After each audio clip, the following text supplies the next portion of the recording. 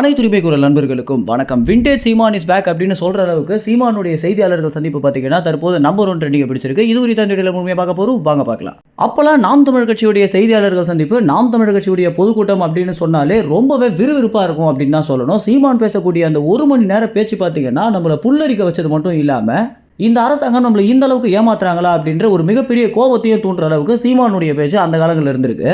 ஆனால் அதற்கு பிறகு சீமான் மேலே வரக்கூடிய முக்காவாசி விமர்சனங்கள் பார்த்தீங்கன்னா ரொம்ப கொச்சையாக பேசுகிறாரு, ரொம்ப கோபமாக பேசுகிறாரு, அரசியல் நாகரிகம் இல்லாமல் பேசுகிறாரு அப்படின்னு ஏகப்பட்ட விமர்சனங்களை வச்சு சீமானுக்குன்னு ஒரு அடையாளமாக இருக்கக்கூடிய அந்த பழைய பேச்சு தற்போது சீமானிடம் இல்லை அப்படின்னு தான் சொல்லணும். ரொம்பவே பார்த்தீங்கன்னா சாந்தமாகவும் ரொம்பவே நாகரிகமாகவும் சீமான் பேசிகிட்டு இருக்காரு.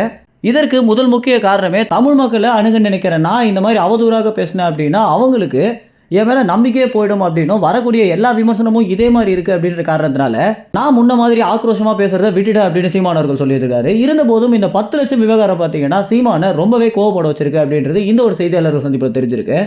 சீமான் கேட்கக்கூடிய ஒவ்வொரு கேள்விகளும், சீமான் பேசிய ஒவ்வொரு பேச்சுக்களும் பார்த்தீங்கன்னா பழைய சீமானை நினைவூட்டுற வகையில் இந்த ஒரு செய்தியாளர்கள் சந்திப்பு அமைஞ்சிருக்கு அப்படின்னு தான் சொல்லணும்.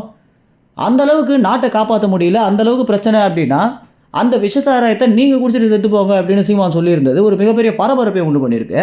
இதுதான்டா பழைய சீமான், இந்த மாதிரி தான்டா பேசணும் அப்படின்னு ட்விட்டர் முழுக்க பார்த்தீங்கன்னா நாம் தமிழர் கட்சியுடைய ஆதரவாளர்களும் சரி, நாம் தமிழர் கட்சிக்கு ஆதரவு இல்லாதவங்களும் சரி, சீமான் பேசிய இந்த ஒரு செய்தியாளர்கள் சந்திப்பு வீடியோ பார்த்தீங்கன்னா போட்டு அதிக அளவில் ஷேர் செஞ்சுட்டு வந்துட்டு இருக்காங்க. இந்த ஒரு விஷயத்தினால நீண்ட நாட்களுக்கு பிறகு சீமான் பார்த்தீங்கன்னா மீண்டும் நம்பர் 1 ட்ரெண்டிங் பிடிச்சிருக்காரு அப்படின்னு தான் சொல்லணும். இதே வேகத்தில் சீமான் பொதுக்கூட்டத்திலையும் பேசணும் அப்படின்னு மக்கள் பார்த்தீங்கன்னா அறிவுரையாகவும் கேட்க ஆரம்பிச்சிருக்காங்க. நாம் தமிழர் கட்சியுடைய பொதுக்கூட்டங்களை ஆரம்பத்தில் பார்த்தீங்க அப்படின்னு சொன்னால் ரொம்பவே வீரியமாகவும் ரொம்பவே விறுவிறுப்பாகவும் இருக்கும் அப்படின்னு தான் சொல்லணும்.